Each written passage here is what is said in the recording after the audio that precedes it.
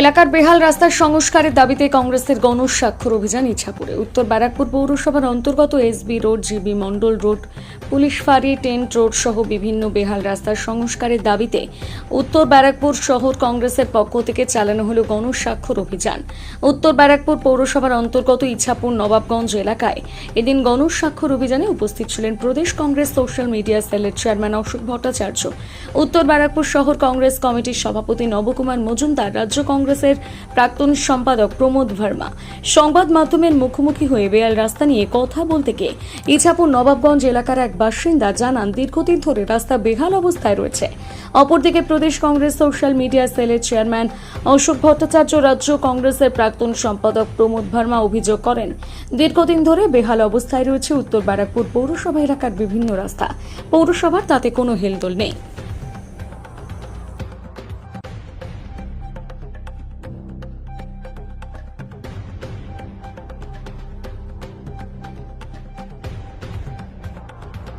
বড় কথা হচ্ছে যে বিস্তীর্ণ অঞ্চল তো ছেড়ে দিন, উত্তর ব্যারাকপুর পৌরসভার পৌর প্রধান যে ওয়ার্ড থেকে জয়ী হয়েছে সেই ওয়ার্ডের মুখটাই গিয়ে শুধু দেখে আসুন, দেখতে পাবেন ফাঁড়ির মুখ থেকে নামতে গেলে ওখানে প্রতিনিয়ত অ্যাক্সিডেন্ট হচ্ছে। কিন্তু ওইটা উত্তর ব্যারাকপুর পৌরসভার পৌর প্রধানের নিজের ওয়ার্ডের অবস্থা বেহাল, নিজের ওয়ার্ডের রাস্তাঘাটের অবস্থা বেহাল। আর উত্তর ব্যারাকপুর সর্বাঙ্গিক যে রাস্তাঘাট তার কি অবস্থা হচ্ছে তা তো আপনারা দেখতেই পাচ্ছেন। এই জন্যই আমরা পথে নেমেছি। প্রমোদ ভার্মা।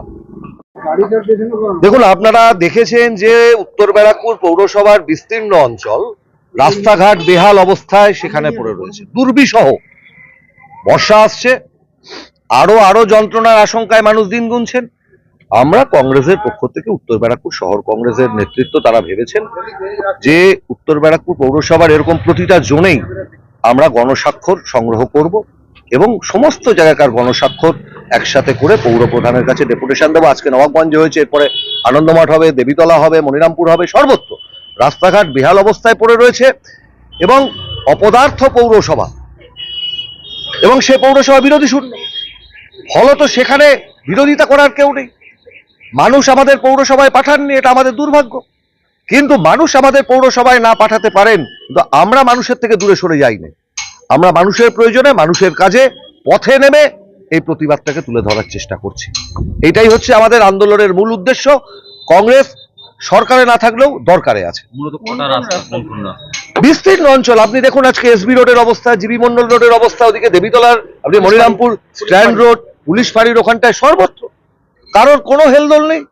তৃণমূলের নেতা, কাউন্সিলর তারা সবাই স্করপিও গাড়িতে ঘোরেন, তারা সাধারণ মানুষের সমস্যা তো বুঝতে পারবেন না।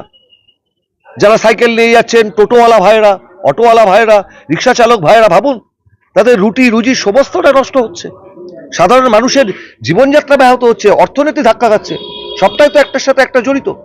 তাই কংগ্রেস একটা দায়বদ্ধ আমরা মানুষের প্রতি। আবার বলছি, মানুষ আমাদের হয়তো পৌরসভায় প্রতিনিধি পাঠাননি, চুরি করে, জোচ্চুরি করে, রিগিং করে আমাদের প্রার্থীদের হারিয়ে দেওয়া হয়েছে পৌর নির্বাচনে, কিন্তু আমরা মানুষের প্রতি দায়বদ্ধ। তাই মানুষের ইস্যু নিয়ে, মানুষের সমস্যা নিয়ে আমরা মানুষকে সঙ্গে নিয়ে আন্দোলন করছি। সবচেয়ে বড় কথা অশোক ভট্টাচার্য।